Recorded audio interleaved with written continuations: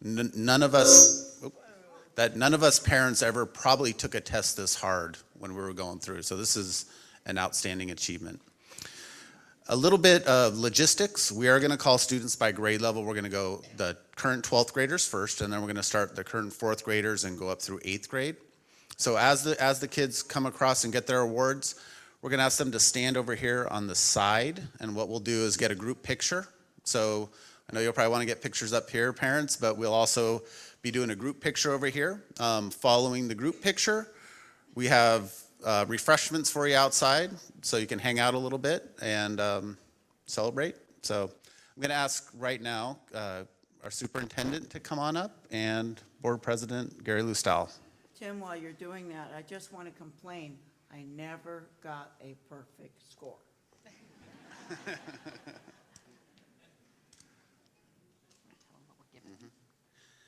Yeah, so for each student that received a perfect score, we have a medallion specially made for English or math for them, and a certificate.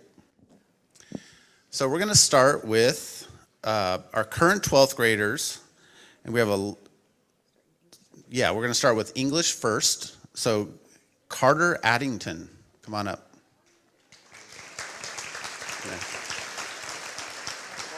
Yeah. So yeah, he's at home studying. So we are going to have a number of these. So what we'll do is just if nobody comes up, we'll just move on to the next student. We'll get it to him. Yeah, we'll send them out to the sites for principals to hand out. Jenna Asnault.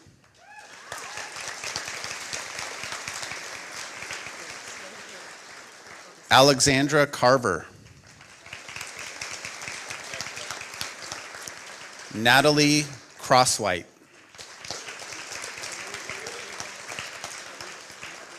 Ian Farley.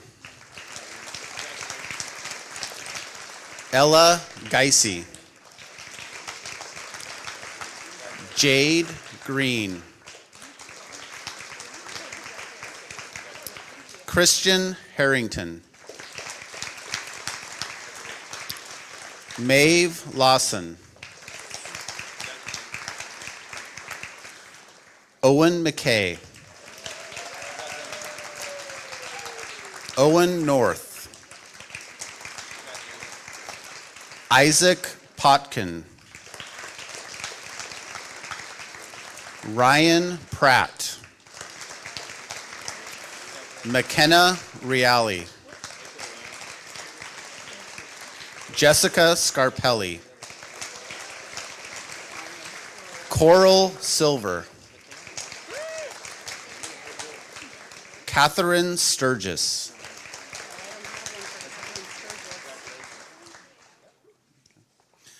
And for math, Edward Mills.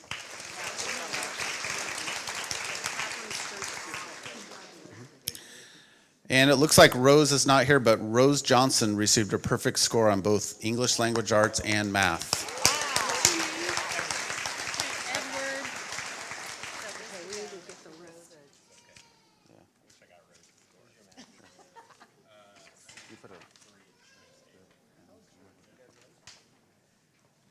Okay, we're going to move on to our current 4th graders who tested in 3rd grade last year. So this is their first chance at the state test, or was the first chance at the state test. Yeah, here, 1 second. We're going to hold on so we make sure we know who needs a certificate tomorrow at school. Okay. And I need 3rd grade. I've got 3rd grade. Okay, for our current 4th graders, for English language arts, Oliver Brown. Jackson Dollar. Jack Peppas.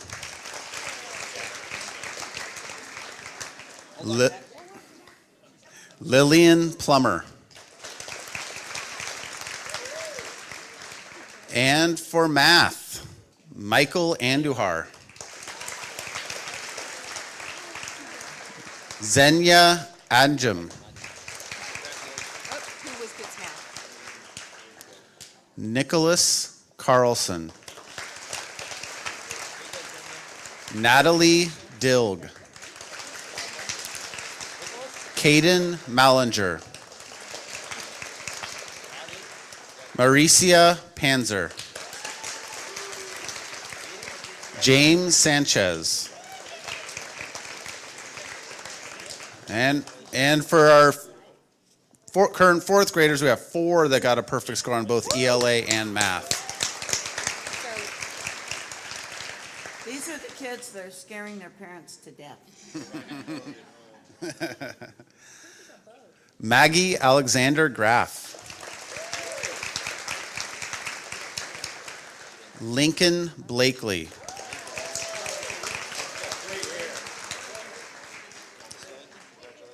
Ella Smith. And Mia Smith.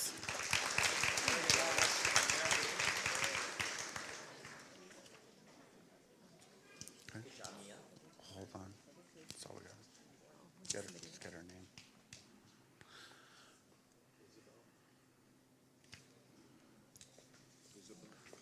Okay, we'll do that later. Yeah. Mm-hmm.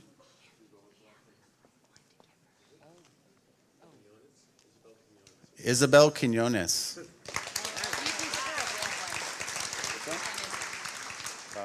Don't know.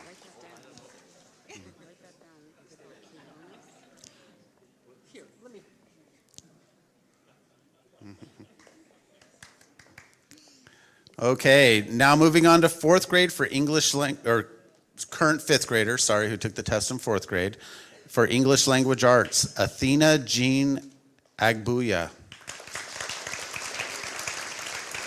who also got perfect last year in English language arts, by the way. It's a good streak. Gavin Anderson. Allison Caldwell. Maggie Farley.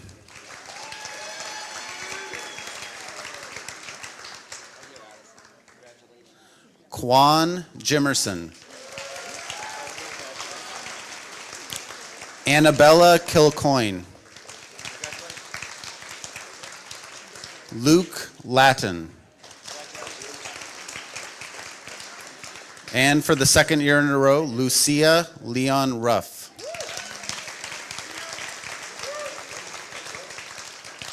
Ashlyn Morris. Siltil Mule. Roman Nystrom. Ella Tucker. Nathaniel Becker. Gabriela Juarez Villegas. Paige Kennedy. And for the second year in a row, Lucas Lazarski. Yuvine Lee. For the second year in a row, Thomas Ma.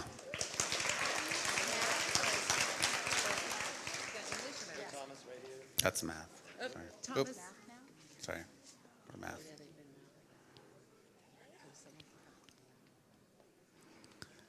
And also for math, Joshua Milton.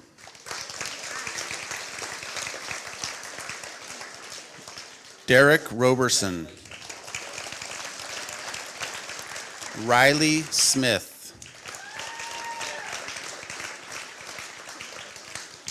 And for our current fifth graders, we have 3 students that have ELA and math. Isabel, we had Isabel at our last one for our fourth grade. So Isabel Quinones. And for math, Macy Boyle. Kirsten Garner. Anna Isherwood. Second year in a row for math, Zane Kirk. Jason Rangel Martinez. Maria Santa Cruz. Brennan Watts. And for perfect scores in both English language arts and math, Ryan Doherty.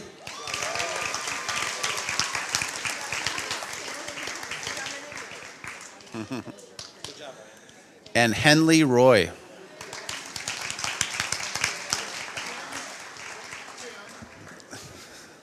These guys couldn't pass anything past 5th grade, There probably. might be kids with 2 green ones on their necks. Ask them if you have Okay. 2 green ones, turn one in for Okay, so parents and kids out there, if you have, for some reason, you have 2 green medallions, 2 green ribbons, come on up and see us over in the back over here once we're done with the presentation. But I just wanted to thank you all.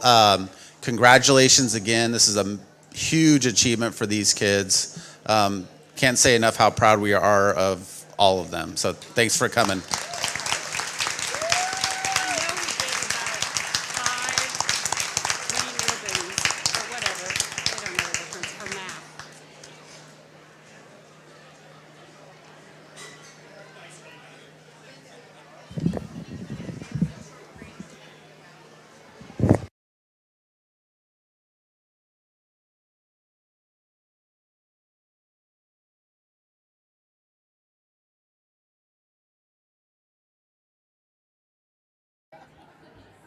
Okay, we're going to have a short little break here right now. We're in a small recess.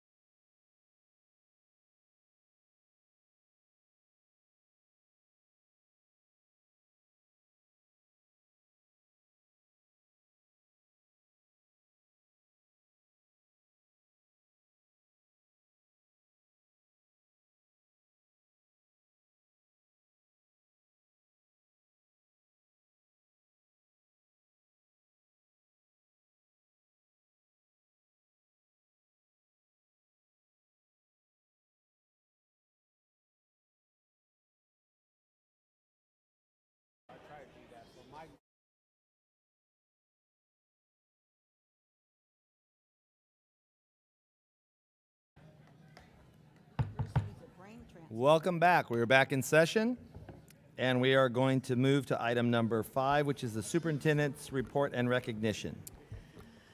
So I just want to again say how proud I am of all of our students. That is quite an accomplishment for those students and their families and our staff, our teachers and staff that have helped get them there. So just once again, congratulations to all of them. At this point, we're going to do the Superintendent's Award, and we're going to start off with the Superintendent's Award for Classified, and I'd like to invite Mr. Brian Holderman to the podium.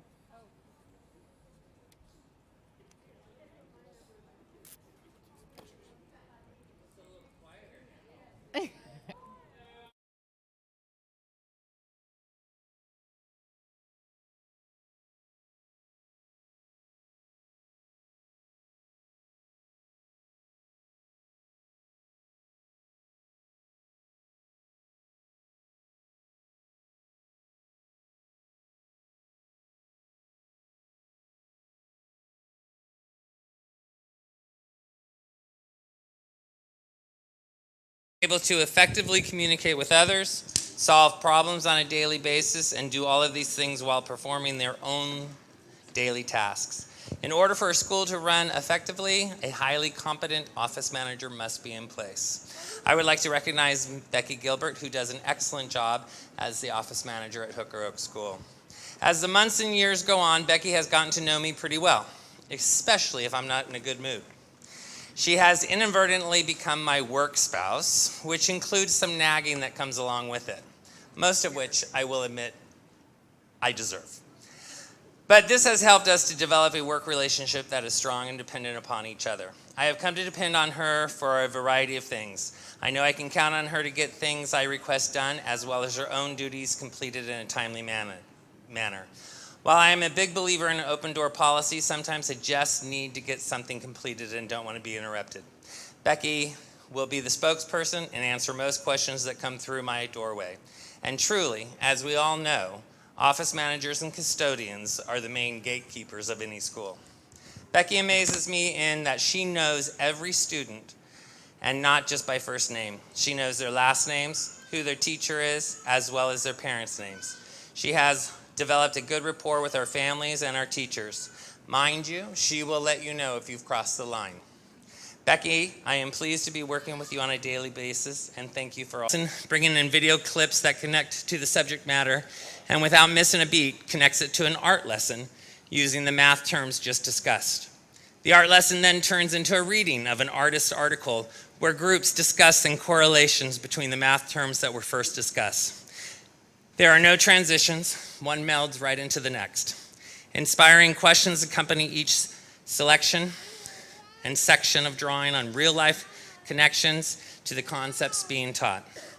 Like the skilled potter who shapes the clay into a beautiful vase or bowl, Michelle shapes the minds of our beautiful children into the future voices. Michelle, I appreciate you and wanted to recognize you for your dedication to our school and our students.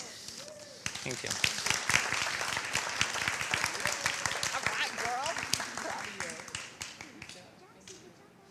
Get in the picture too. Come on. Look that way.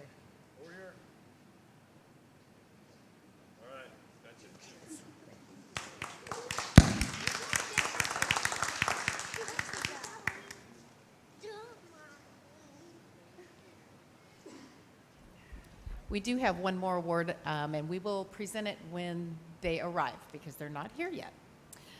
So before I conclude the superintendent's report, I do want to say a few words about school safety. I think our entire community is aware of the situation that happened at Pleasant Valley High School on Friday. It was certainly frightening when it happened, and it is so fortunate that our school and our students knew what to do, our staff knew what to do. It was actually students that reported it to the school resource officer. So I commend them for being proactive and taking the steps that they needed to take to ensure that we can keep our schools safe. With that said, we also had a drill at Bidwell Junior High School that did not go as well. And in fact, in that drill, we had some staff and some students who were frightened. That is not what we're about. That's not what I believe in. It's not what the board believes in. We never want kids to be afraid at school. There's no place for it in the school or in the classroom. And so I personally apologize to any students who were frightened as a result of that drill.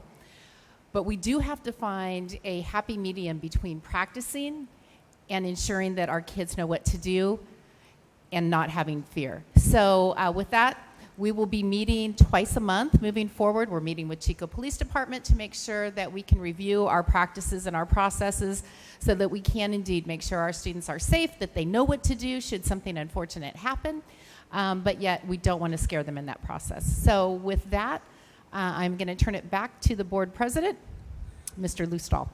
Thank you. Thank you. Okay, any announcements? I just want to report that this evening, the USA Women are playing Canada in the final of the soccer championship, which will take us to Paris. So go USA. Thank And you. yes, please sneak out. Yes, go ahead. Thank you for coming. Go ahead. Issue of school safety, don't we have a workshop on that topic coming up in the first part of the year? Yes, thank you for reminding me of that. The board, long before we had any of these issues come up this year, asked to have a board workshop on school safety. And in light of things such as the ones that have occurred, we are moving that board workshop up to February. So thank you for the reminder. Kevin? So we want the board to know that on Monday we received a work order to repair. How's that? Yeah. Is that a little better? So on Monday we received a work order to repair some support beams at Rosedale multipurpose room. When we inspected those beams, we noted the cracking and some of the fraying on the support beams were enough that we needed to have some structural engineer look at them. So we actually closed the multipurpose room at Rosedale. We had a structural engineer on site Tuesday morning. Today we received the recommendation that we can have students in that space safely as long as we implement daily inspections of those beams. To be proactive, we have the same design at 3 other schools, Sierra View, McManus, and Chapman. We are also going to include those schools in our daily inspection of the beams. There is a repair, and we are immediately working on the repair. It will take a bit of time, but we will get that done as soon as possible. We wanted the board to be aware of that. A letter will be going out to Rosedale parents as they receive communication that the multipurpose room is in fact closed. So we just wanted the board to be informed, the community to be informed as well. Kevin, remind us again the age of these buildings. Well, we're talking about schools that were built in the 40s, and really, again, I think what I would point to is we have a good maintenance program now, and we have, with the support of our community, a bond program, and some of the schools I mentioned are included in our Phase 4 improvement, modernization, and new construction. So obviously, those dollars will be moved forward to make this a priority. But we have some very old schools, and we are getting to them. My question was meant to be a way of saying, again, thank you to the community for approving those bonds and knowing that, you know, it is critical and we are putting the money to work as fast as possible. Okay, moving on to items from the floor. If anybody would like to address something that is not on the agenda, now is your time to come up. Priscilla, you don't want to come up? Come on, you have something to tell us. Okay, seeing none, so we will move on to the consent calendar.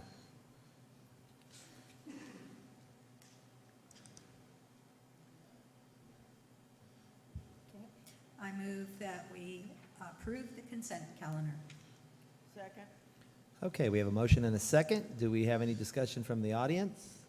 Seeing none. And you have some? Yes. Come on, audience, come on up.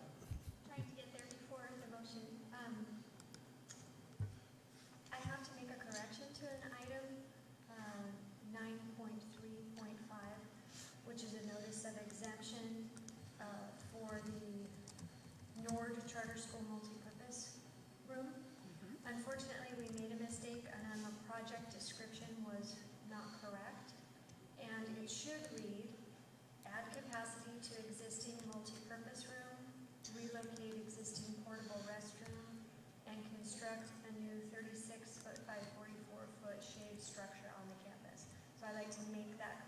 to the notice of exemption with your approval. Yes, the description of the project should have read, add capacity to existing multipurpose room, relocate existing portable restroom, and construct a new 36-foot by 44-foot shade structure on the campus. Okay, so then for the record, we have a motion and a second on the floor to approve the minutes with the corrections to 9.3.5. So Erica, do you have those corrections? Okay. I'm sorry, to pursue the consent calendar. No minutes, consent calendar. We should probably pull that item and vote on the rest. It would be the cleanest way probably to do it. We do that. Okay, so what we're doing is we have a motion for our consent calendar. We have an item that is incorrect, which is item number 9.3.5. We're going to pull that item, so it is not in our motion. Is everybody fine with that? Okay, so no other discussion on the consent calendar minus that motion. All those in favor? Griffin, aye. Lustahl, aye. Kaiser, aye. Okay, and so now we have 9.3.5 with the corrections. I move that we approve item 9.3.5 with the corrections. Second. Okay, motion's been made in second. Any other discussion from the audience? I see none. Any discussion from the board? It's all clear. Okay, all those in favor? Aye. Aye. Thank you. Okay, so now we move to 10.1.1. Mr. Bohannon is not here. Well, let's go. You have to be at the audience, the microphone, or we can't hear you on tape. I am disappointed because that means I can't throw anything at you. I'm Kristen Lauer here in lieu of John Bohannon, and actually, I think what he mentioned is that an item had been inadvertently placed on the agenda, and so he said, hey, can you just come as a backup just in case there are any questions? So I can't even speak intelligently about what the item is. Do you have any questions? This is the advisory board for career tech ed for the district level. So it is just approving the advisory board that was recently held. And we had a wonderful business and industry advisory board meeting with many people from the community. And it's part of the process of the grants, but also legally to run career tech ed programs in your district. So I think we should clarify for everyone, John's last day is the 29th officially, but there's going to be interviews and a selection of a replacement, so we will have somebody holding that spot. Yes, we'll be interviewing on Friday, and we hope to, at your board workshop in November, bring forward a candidate. Great, thank you. So we approve this, but John is a placeholder. Okay.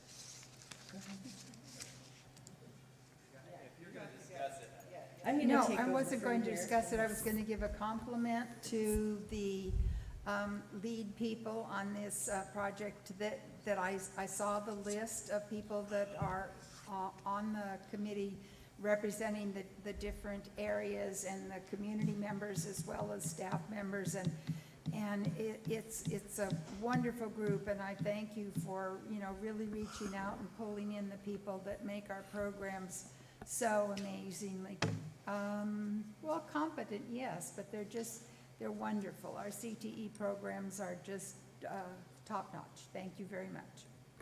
Okay. So I move approval of the Career Technical Education Advisory Committee and their minutes. So we have a motion and a second. All those in favor, we're going to do a roll call vote. Griffin, aye. Hovey, aye. Okay, motion passes for the action and one recusal. And just for the record, because Mr. Lustahl is involved in the career technical education field, he recuses himself so that there's no conflict of interest. Thanks. Okay, so we're now down to 10.2.2. 10.1, 2.1. Oh, boy. We just did 10.1.1. 10.2.1. 10.2.1. Yeah. Say that backwards fast. Yeah. Hello, my name is Tim O'Connell, and I could have hard copies, I see, of the presentation. Thank you, because it didn't quite get loaded up. Very briefly, you should be aware of that, of the project that we did at PV High School a couple of years ago. And literally, we concluded the ceremonies, and all the Chico High people were going, hey, we were first anyway, how come we didn't get this? And so this year, the Chico Noon Rotary has as their project student veterans, and so it seemed like a perfect time for us to step in and put this program together and repeat sort of the process that we did at PV at Chico High. Now, Chico High opened, I believe, in 1967 or 68. Chico High opened in 1903, so you can imagine the logistics and the issue and the history that we're going to be able to see by doing this. But Kevin and Julie and I and the team that over there that have looked over the site plans, we believe we've cleared all those hurdles. We're walking in with a $10,000 starter donated from the Chico Noon Rotary. We have a full banking and fiduciary isolation system for a tax type issue to be managed by Golden Valley to make sure that all of the monetary side is completely clear from the school district and from the Chico Noon Rotary. And so this will be managed professionally by a foundation. And we already have donors who have mentioned that when the window opens, they'd love to be able to donate to this. So we don't believe it's going to be a complicated project.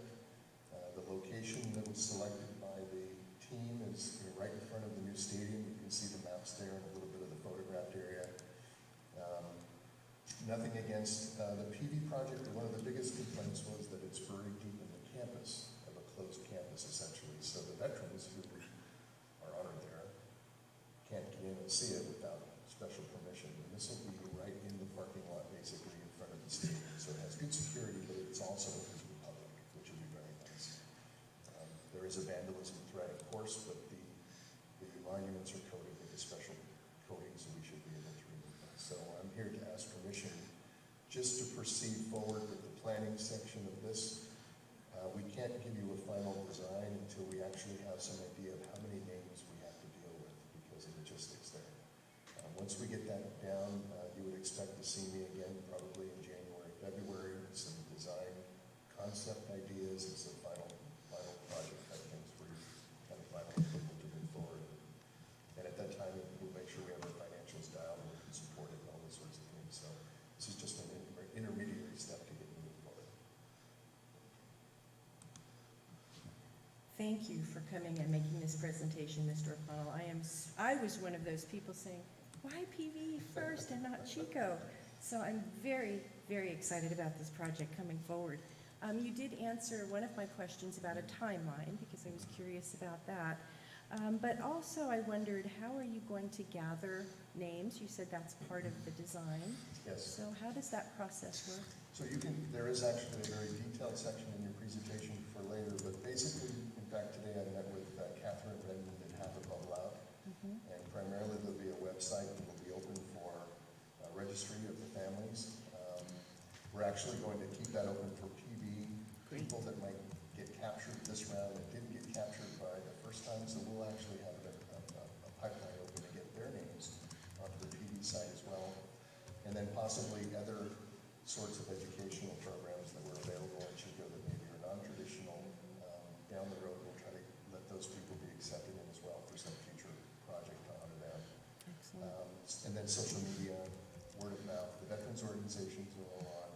Great. And then we're just going to have to let it go viral. Great. We will have to cut the date off at a certain point, but we won't cut off the reception of names because we're going to have added Each year. capacity for, I mean, there's kids 5 years from now who are going to go into the service and want to make sure that they can be added. Sure. So this will be something that will go on essentially. in perpetuity. Excellent. Then my last question for you, you spoke about the wonderful incentive grant there from the Rotary, and then you said you had some other donors, but will you also be looking for other contributions from other sources? There'll be two mechanisms there. There'll be an immediate donor mechanism, The point will be made very clear that there is no cost to any person who wants to get their name or their family's or their grandfather's name. But at the same time, we'll say, this is a nonprofit. If you do have a couple of dollars, we would love to have it. And that would then link them to a donor page that will go straight to the Golden Valley Bank Foundation. Excellent. And then they can get a 501c3 response for that. Yep.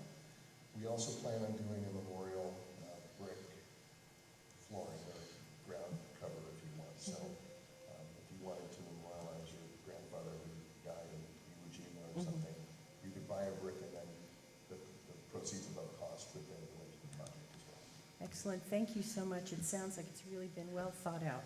Thank you. I hope so.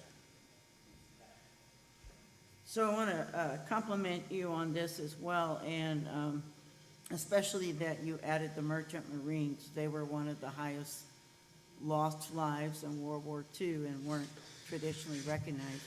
They were, and we accidentally left them off at PUB, and we're not quite sure how we could add them and if there were any actual, because PUB only opened in 68. Right. I don't know that we have a need to add them there. Yeah. So I went to sea with the Golden Bear, and that was one of the things that we really were made well aware of when we went to the islands where there had been some of the worst fighting. And that's a recent acknowledgement. by the Right, veterans right, it is. So I would also suggest that you put some notifications out at the Air Museum, because we had some very historic pilot trainings in Chico, and so that would be wonderful too. And again, thank you and the Rotaries for this project. Okay, anybody else? Mr. Hanlon? Yeah, I just was wondering, has it been brought to your attention, there's some plaques in the office from dating back to World War I, World War II, Korean War, where graduates had given their lives, so there might be some names there that you don't otherwise have access to. So just to add to this, we're going to preload the site with every bit of information that we could possibly find from every source. So if someone goes to register, the first thing they'll do is check to see if they're already there. Because we don't know, a family in New York, if their grandfather's name is on the plaque. And I will also note that to the best of our ability, we're going to identify anyone who might have lost their life in the service of the country, and there'll be a star, just a simple star in front of their name. And I'll mention one other thing.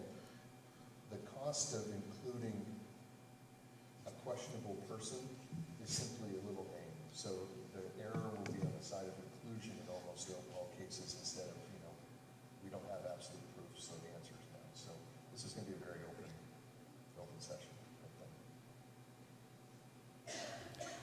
Okay, so do we have? Yes, may I make a Eileen, you motion? you said you didn't have a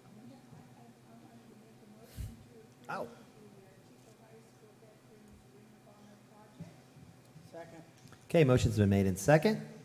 Do we have any discussion from the audience? I see none. Any other discussion from the board? Seeing none, all those in favor? We have to do a roll vote on this one because you were out. That's correct. Griffin, Roll call. aye. Hovey, aye. Lustal, aye. Kaiser, aye. Okay, very good. Thank you. Thank you very much. And I just want to personally thank Mr. O'Connell. He has Yes, thank you very done much. fabulous things for our schools and is a All right. PV father. Okay, Julie, just before, hold on, I got a little point of order here. I skipped past negotiation update number 8. Jim, did you have anything, or Kevin? So just briefly, we met with CSEA on October 1st. We reviewed the wage and benefit increase with the formula with them, and Kevin did, and went through all the numbers with them. We were in the process of talking about a couple different MOUs, and then mostly we calendared future meetings. Unfortunately, the very next one got canceled because, once again, Jack Metcalf is out, so we're going to be postponing that. I won't know until later when we'll be rescheduling that, so I'll keep you posted. With CUTA, we met last on the 11th of October. We talked about presidential release time, union presidential release time, an MOU for SBAC and finals week. We talked about some language for placement of special ed teachers at charter schools because they have a unique schedule that doesn't match ours and is not contractual. And then also 504, some special ed issues, and also MAW dollars. So we're talking about a lot of different things, but making good progress. All right, sounds like you're very busy. Kevin, anything to add? I think you turned it on. Yeah, you turn off your mic? Is it still? There we go. Jim and I have a goal before we both retire to get everything just dialed in the contract. And there's so much, I mean, the guys that wrote that were so smart and wrote such vague language. And so we are, Jim and I are both very concrete thinkers, and we like a process, and it's going to probably end up with a longer contract, examples and things like that. But we're trying to eliminate as much of the ambiguity as we can. So that's a common goal we have. One of the things with very clear language, it eliminates grievances because you cannot misinterpret it. So that is our goal. Yes, Kevin and Jim, thank you very much, and keep up the good work. Can't retire, the superintendent says. Okay, we're moving to item now 10.2.2.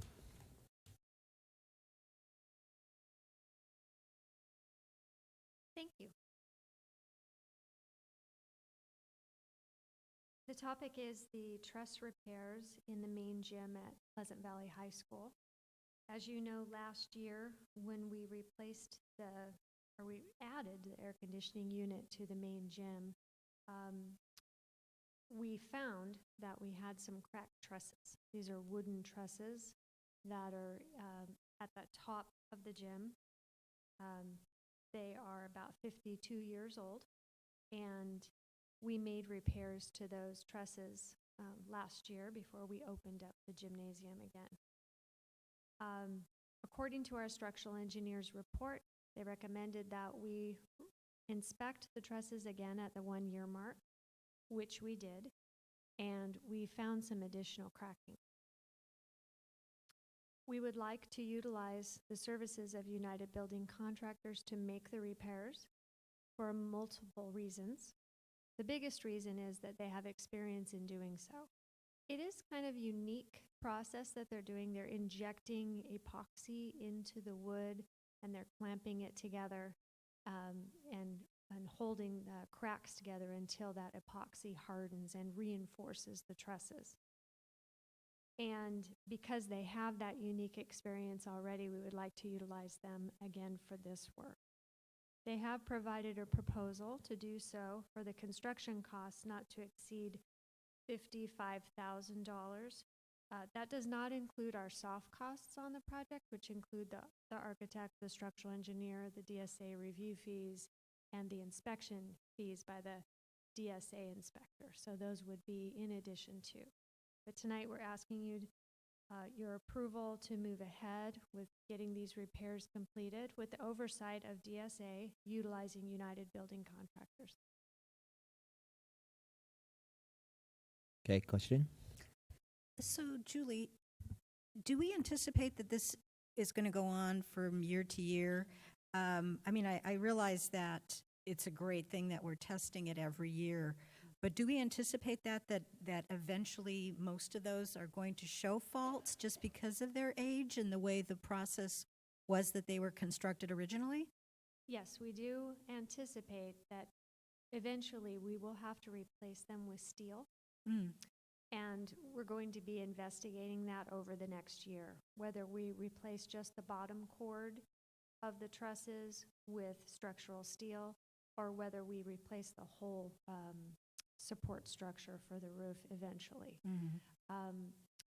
We have been told that since this building had no real air conditioning, it had some heat that was usable in the building for the 50-some years that it's been in operation. But when you have excessive cooling and excessive heat that high, wood does age really more quickly than it may in a conditioned space. But we're going to be seeing these kinds of things around the district, which you were notified this evening, that wood structures, they don't last forever. So I do anticipate we will be bringing forward a larger project in the future to replace the bottom cord at a minimum with steel. So is this a similar problem to what is going on at schools like Emma Wilson? Yes, not Emma Wilson. I mean Rosedale, I'm sorry. Yes, it is. The trusses at Rosedale are glue laminated, so they're laminated wood stacked up on top of each other and pressed together, and they are curved, kind of like a rib cage going through the multipurpose building at Rosedale. And these are not curved, they're not a similar construction, but it is a similar effect that we're Maintenance budget? more than likely come out of bond dollars to do those repairs and reinforcements. It's still early, and Kevin and I are working on it, but authorize those projects out of bond dollars.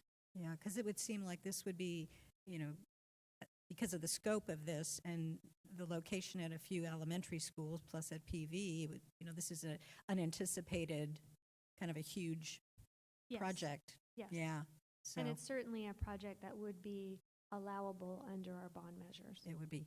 Okay. Thank you, Julie.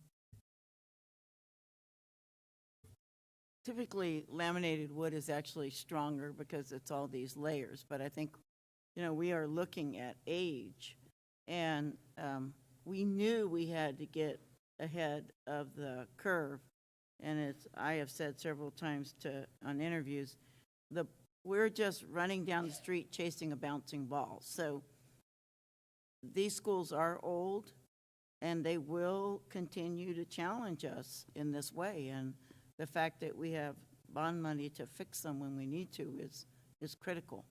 But it doesn't mean that our financial needs are not going to stop. They're going to continue.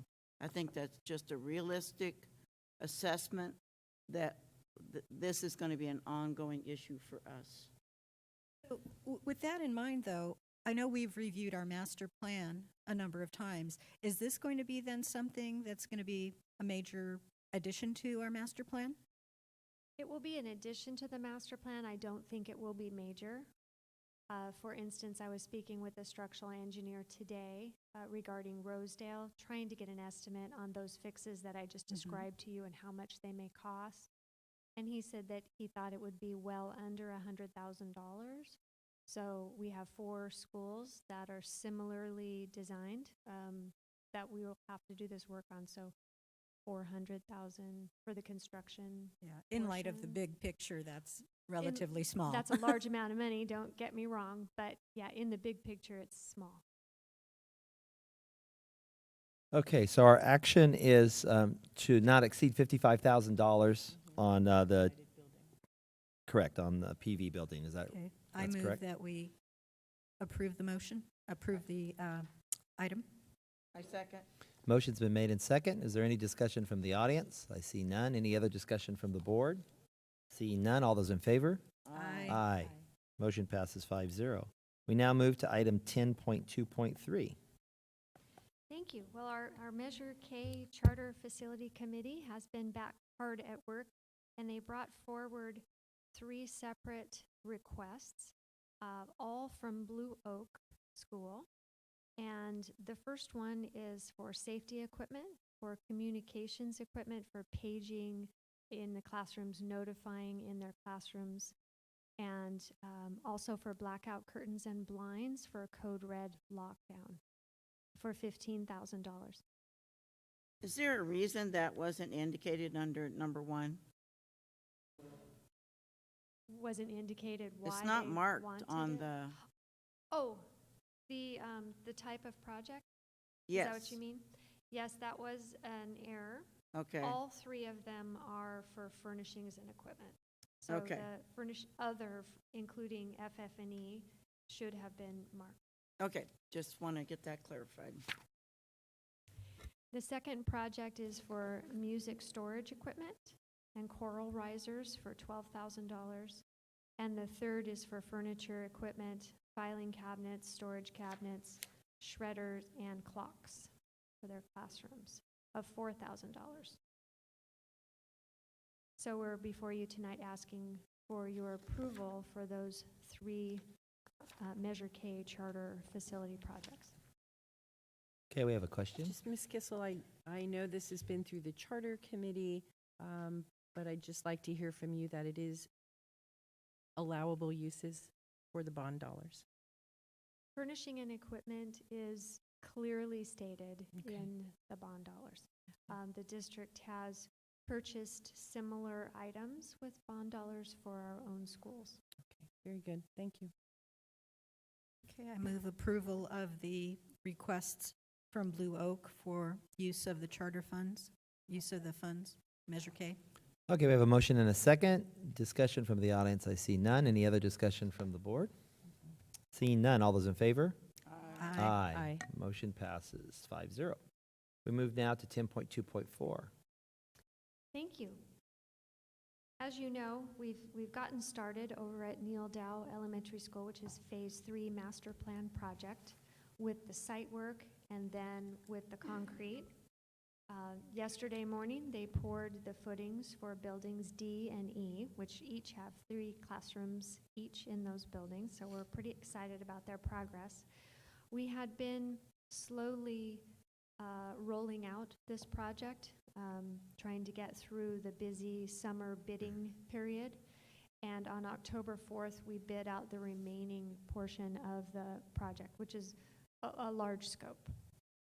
We were pretty successful in those bids, and before you tonight, I have the projected expenses, which include the construction budget, soft costs, which are engineering, design, testing, laboratory information, and then our contingency for a total budget of $26,430,814, which doesn't match your number. Yeah. I had to make a correction.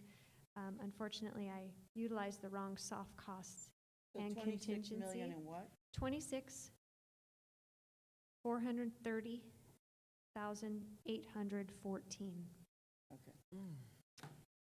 And that encompasses the entire construction of the project, and it will be over, a 2.5-year period of time that we're constructing this job.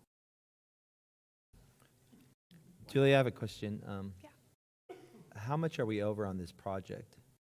Well, our latest cost estimation by a third-party estimator was $19 million of construction costs. So we're approximately 2.7 over that number. I do expect that construction cost to come down a little bit. We just bid it on October 4th, and we're still refining those numbers. So I don't think that, although I'm asking for authorization for this amount tonight, that we will get up to that amount. So I guess my math's off. You said 19 and then 2 million over. That's 19 is, I'm sorry, yeah, 2.7. but our total here now is 26 million. Do we take the 26 I'm minus sorry. the 19? That 26 is the total cost. Okay. The construction cost is 21.7. If you look okay. at that total. So were the soft costs still in our original budget? And Yes. They were. Yes. So really on the hard costs, we're about, would you say 2.7. 2.7? Yeah. With, I guess that's pretty good with everything that's happened and with construction and, I believe so. Yeah. News around the state of California is that projects have been coming in almost 30% high.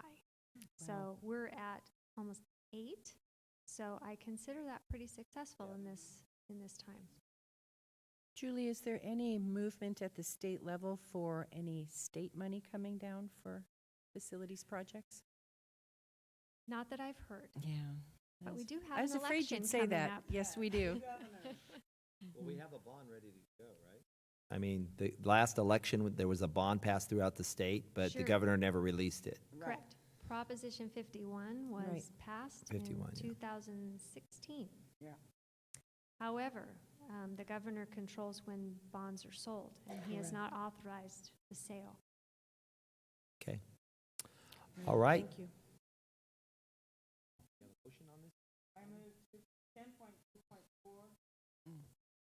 I'll second. Okay, we have a motion and a second. That's with the amended, With that's with the amended numbers? Figures. Okay. Erica, we have the amended numbers? Okay. Any discussion from the audience? I see none. Any other discussion from the board? It's a lot of money. It is a lot of money. A lot of money. All those in favor? Aye. Aye. Aye. Motion passes 5-0. Thank you. Okay. Julie, are you leaving? Okay, Julie's son plays for JV for Chico High, and he's been making quite a splash lately. So do you want to give a projection? Don't do it, Julie. Don't do it. Yeah, there's no way. Just say. Go. Okay. Okay, we are now moving to item 10.2.5 as we had an unauthorized item in the middle of that. Okay, unaudited actual financials. All right. Jacqueline, Kevin, and I are presenting the 17-18 unaudited actual. The unaudited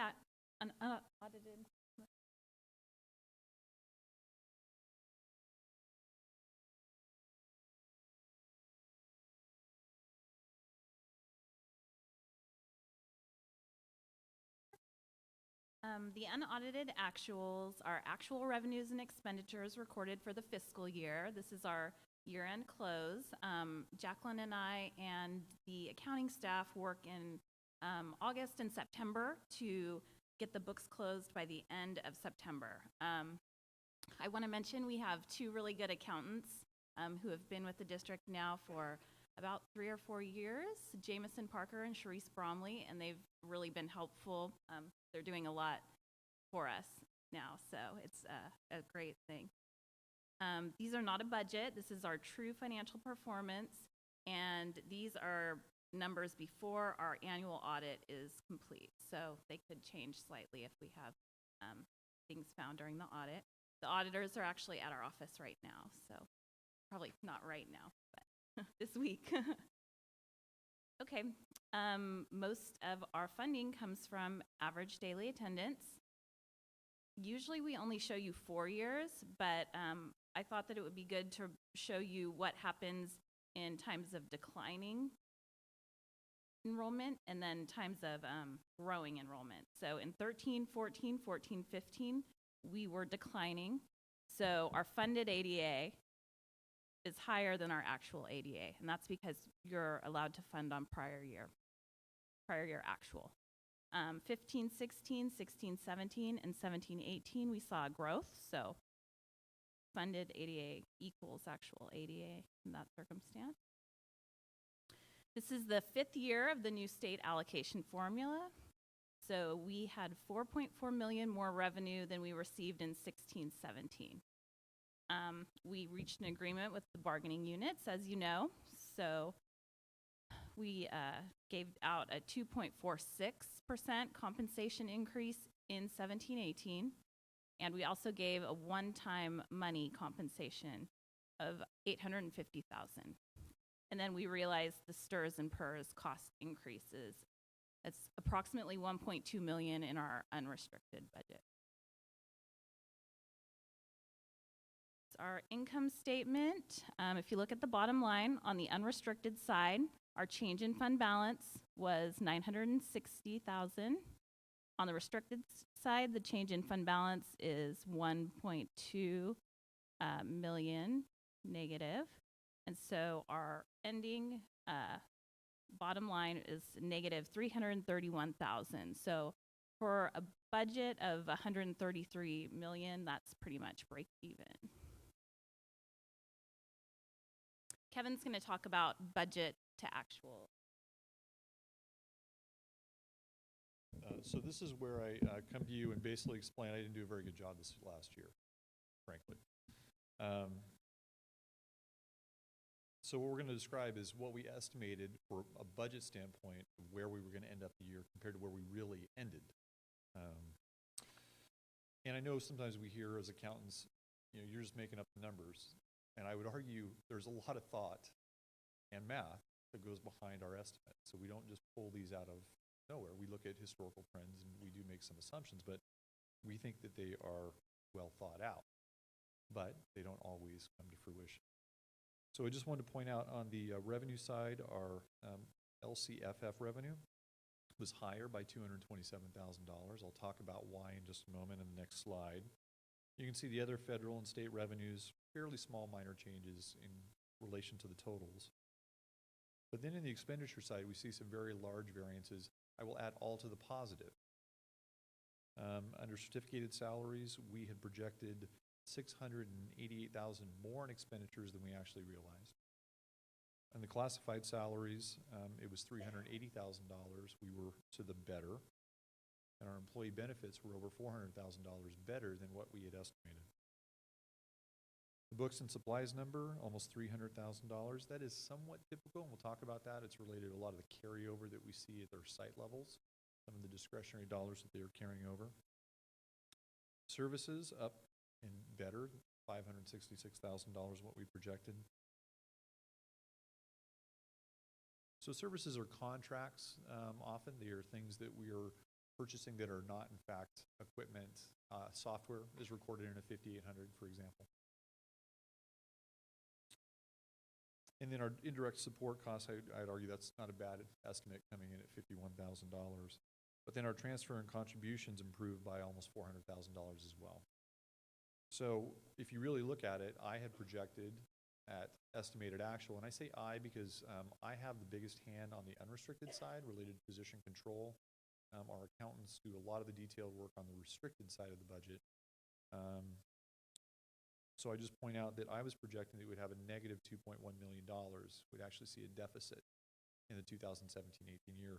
But what we are ultimately projecting is a positive number of almost $1 million. That's a $3 million swing. And that's great. You know, we are better. And there's lots of reason that's good related to some of the negotiated settlements we have. But I don't think I had a very good year. We should do better, frankly, of what we project and then ultimately how we spend the money. But I'll move to the next slide and we'll talk about why.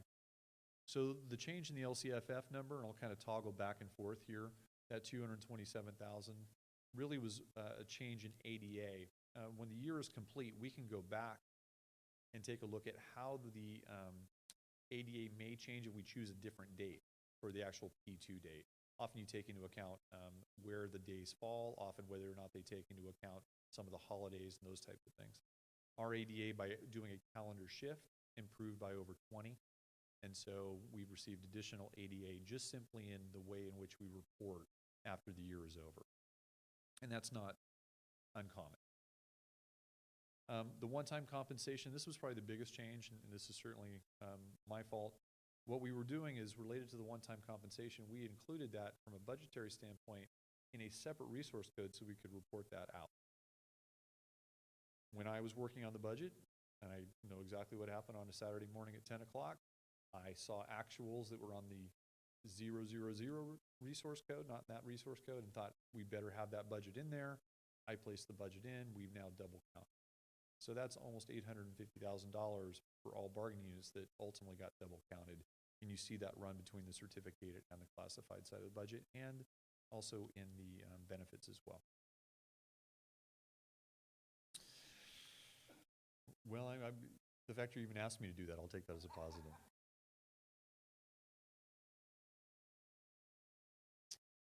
Yeah, but I will, again, not beat myself up, but those are dollars also that we want to use for kids. Now, I say we look at next year and some of the things we've done with compensation. This is a good thing. It's going to help us in that regard. So I don't think it's horrible that this year was that way. But I could argue that if you are underestimating, you are leaving dollars on the tables that should go into the classrooms for kids, because that's what we're supposed to be doing. So with that said, our substitute time was substantially better this last year. And that is something that we really, although we use a historical trend, is a year-to-year event. But our certificated sub-pay was almost $200,000 better than anything we've seen over the last 5 years. And our classified was almost $150,000 better. We spend almost $800,000 a year just on certificated sub-pay. So that was a large improvement. You might look at some of our improved negotiation pieces and people being a little bit happier is maybe a reason that people weren't out. It may have just been a good year for the flu. Hard to say. The benefits variance, largely related to OPEB. We do an estimate of the costs of our obligated post-employment benefits, the healthcare costs when our employees leave us, and we've been using a set percentage that frankly was overestimating at the end of the day. So we've revised that really for 18-19. reduce that, so we think we have a better number going forward, but it certainly changed compared to what we were using back in our estimated actual number. And then we already mentioned the books and supplies, largely carryover dollars at our site levels. We almost have $300,000 at our site levels that have been carried over in the discretionary funds. And the services, really what we saw was IT projects. Remember, E-rate, when we book really on a cash basis. We receive the money and then we do the project. We thought that there were some projects that were going to be completed before June 30th, and ultimately those got carried over past the June 30 cutoff date. Some of those projects are larger projects because we take those dollars and really put it into the infrastructure of our network. So we really missed the timing more than anything, that number. And then the last one is transfers and contributions, which is a large number. The reality is that was in special education. And what we see and have seen the last couple of years is we go through the year with an expectation of our non-public school placements. An example of a non-public school cost can be over $150,000 for one student. So we budget at the beginning of the year fairly conservatively with a certain number. As the year goes on, we will reduce that or increase it, depending on what we're seeing as far as the needs for our student. But this year, we just simply did better by the end of the year with our non-public school placements. You could look at that as really being almost one-time in nature, because next year we might have those students come back or that need and put those students in those schools. So I'm just going to point out the detail on the contributions to the restricted programs. Remember, we have money on the unrestricted that goes over to support our restricted programs, the largest being special education. Of the $18.7 million, $14.6 million was special ed. Our RRMA, our restricted routine maintenance account, we do and did put 3% in this budget year. So we allocated $4.1 million to maintain our building. Given Julie's presentation and kind of the nature, again, of the aging of our facilities, is that a component that we should increase? I mean, I know we're talking about what we've been doing, but I mean, is this an area that we should start fudging, adding more? I think an area I'd rather bring to the board, and I was intending on doing, is really look at your capital outlay. We really don't have a line item for any capital outlay, and those may be maybe not just necessarily improvements to facilities. They may be buses or vans, whatever that might be. But I think that's an area that we would recommend. Frankly, $4 million, if you take a look at what was spent maybe even 4 or 5 years ago, that is substantially more. We've been spending over $1 million a year on summer work, which is really roofs, parking lots, painting, HVAC. And I would say if we can maintain the 3%, that's pretty good, especially considering what our community has done to support us with the bonds. Because as we improve those with new construction modernization, we don't have the same maintenance in the short term. So a lot of those maintenance dollars can get focused into those schools that aren't going to receive a lot of the bond upfront. And then I'll just add the transfer from other funds ultimately is that RDA pass. Remember, Chico Unified gets something that not a lot of school districts receive.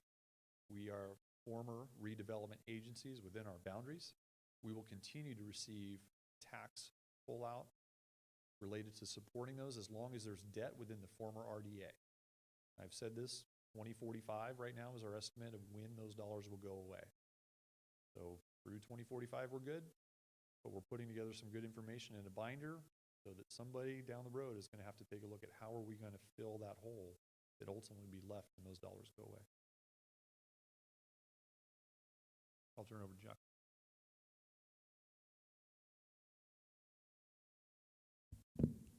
So this is just a little pie chart of our total expenditures. This is our unrestricted and restricted budget together.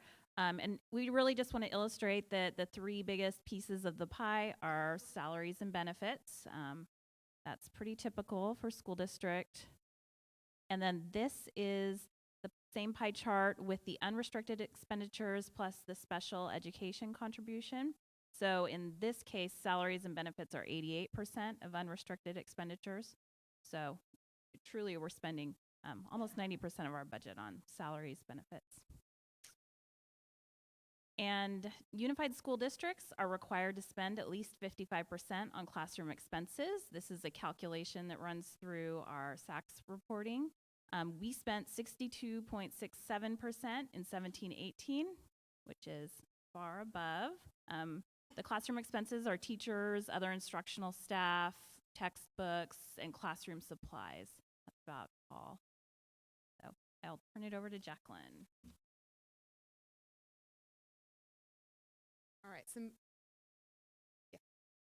this, I think, is an impressive context, and I don't know how many teachers or how much the community understands that we are exceeding a mandate to put the very best that we can in the hands of our teachers and our schools. That, I don't know about a banner or a flag, but we ought to do maybe a streamer and let Kevin carry it, but we need to brag on this. Sorry. I think it's really important right now. There's many LEAs up and down the state who are not able to hit their percentage. So not only are we hitting the percentage, we're exceeding. I think that is direction from the board to put money back in the.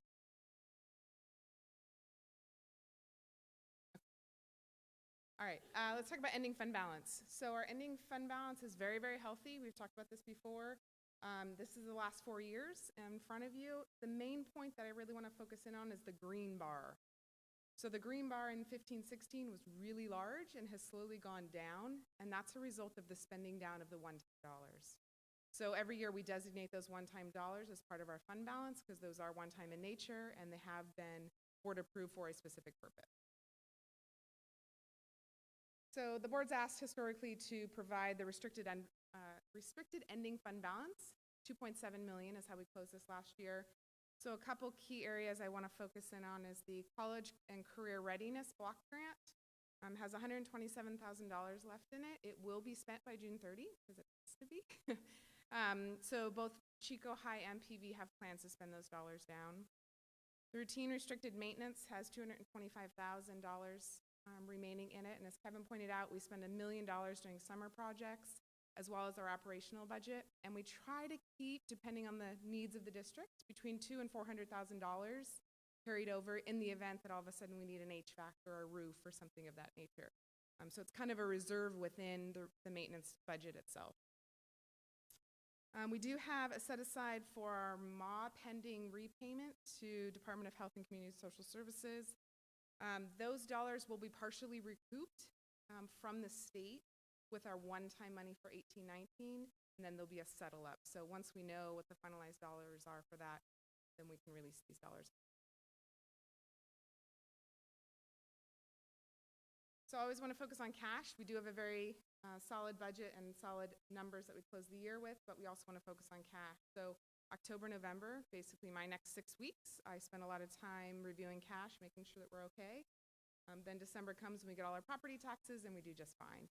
But I do want to reiterate that part of having cash to be able to cover October, November is also because we do have a large fund balance. So our reserves do help us in these 2 low months that we really focus on. So as we go into future years with our planned deficit spending, we may also see an impact on our cash flow. So speaking of one-time dollars, our 15-16 one-time dollars, we received $5.9 million. We've spent almost all of it. We got about less than $800,000 left. So there's still money in technology. There's still money in facilities, which is largely for painting the outside of schools, which is typically done in the summer. So they've done what they can, and the rest of it we will try to spend in June and July of next year. And a little bit left in arts and music, and those teachers are spending that. Art and music did have a 5-year plan to spend their money, so you can see that in the 19-20 year, they have actually set aside $28.8 to purposely spend there. So for one-time money, granted it was almost $6 million, we have had at least 5 years of spending those dollars. So good use of dollars.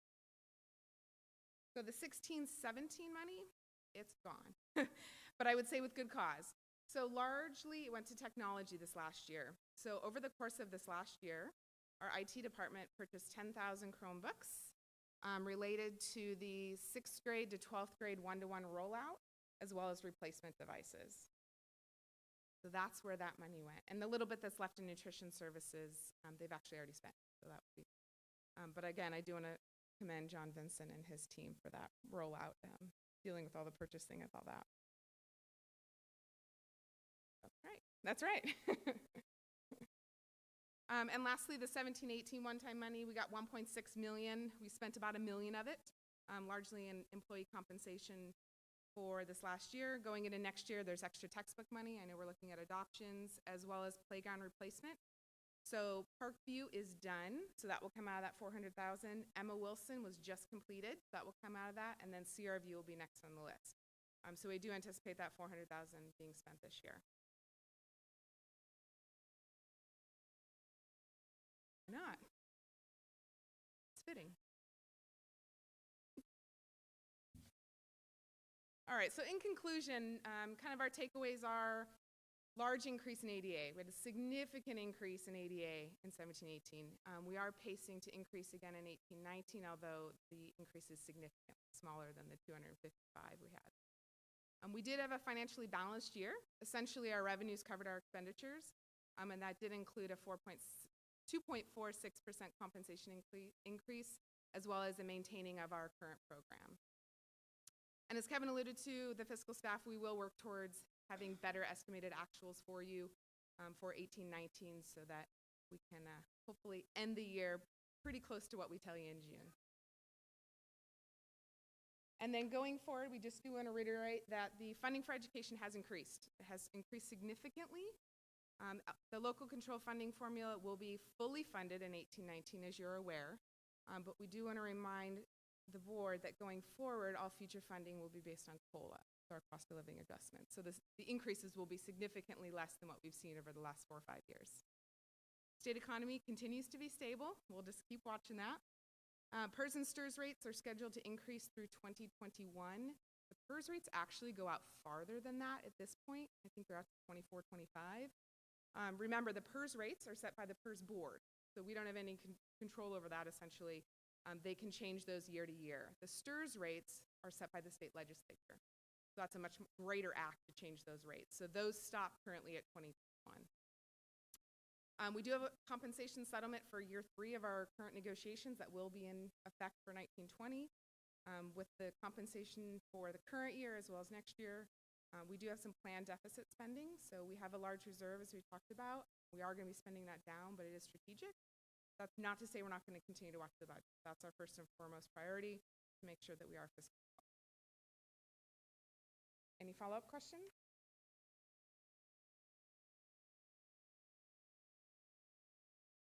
Okay, I move that we approve the unaudited actuals. Motion's been made and second. Do we have any discussion from the audience? Seeing none.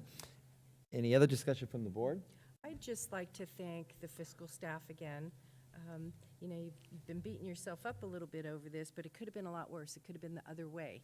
And so I'm grateful that it wasn't. And it's not an exact science. Things change. So thank you, and continue to keep up the good work.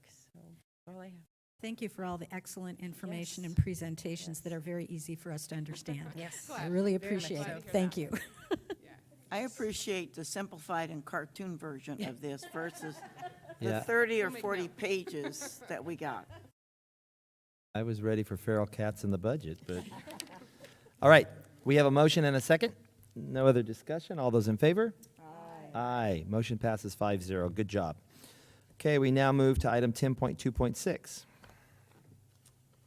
GAN appropriations limit, probably your most favorite item all year. This is a procedural step we have to take every year as a result of closing the books. It's basically a pro forma calculation for the state dealing with appropriations. So I just ask this evening that you approve the GAN appropriations limit. I'd like to make a motion to approve. I second that. Okay, motion's been made and second. Any discussion from the audience? This is the most useless thing. See none. Any discussion from the board? Hearing none. All those in favor? Aye. Motion passes. Discussion action. So 10.3.1. So this item is a request to set the organizational meeting date. At this meeting, you will swear in any new members, and you will also elect your president, vice president, and clerk to the board. We've recommended that the date be December 5th, 2018. Okay. I move that we approve the date set for our annual organizational meeting, which would be December 5th, 2018. Okay, motion's been made in second, and I have a question then. Our November meeting do we have one in the middle of the month in November, or is it I got lost on that one? Yeah, we do have a board meeting. So we have We have two. We have a board workshop and a regular board We meeting. do have a regular board Correct. meeting. Okay. 7th and 14th, right? 7th, yeah, so it's a week apart because of Because of Thanksgiving. Thanksgiving. Okay, we have a motion on the floor and a second. Any discussion from anybody anywhere? I see none. All those in favor? Aye. Aye. Okay, any other items from the floor? No, item from the floor, announcement. I have an announcement. Well, we're not there yet. Okay. Okay, I see none. Announcements. So I screwed up because I forgot to include a report on the Parade of Lights. Eileen was the Citizen of the Year, and we were all very proud of that and of her accomplishments. And I was a judge, and I have to say without qualm that Chico Unified, especially our elementary schools and our bus, were absolutely phenomenal. I Yeah. think I gave 3 perfect scores. Oh, wow. I was just really, really impressed. And the creativity was, and the energy and the positiveness was extremely, just great to see that coming, especially from our elementary schools. The bands were really good. They just didn't do a whole lot with the theme, except for the Star Wars music. That was good. But really, that was excellent. Thank you. Okay, any And- other announcements? Well, following up on what Kathy said, what I noticed, because we were through the parade and quickly, the behavior of the students that were involved in the school's floats was just amazing. Those kids were so well behaved, and the parents were there overseeing what was going on. And I just, my congratulations to everyone involved with that parade, and our students were having fun for the community. The looks on the faces of the little kids that were seeing those floats and things go by, it was just magical. It was just magical. And so I really appreciate our schools and our transportation department involving themselves in that parade. It was a great contribution to the community. Okay, very well. I know, Jim, you just sat down, but I have one request here.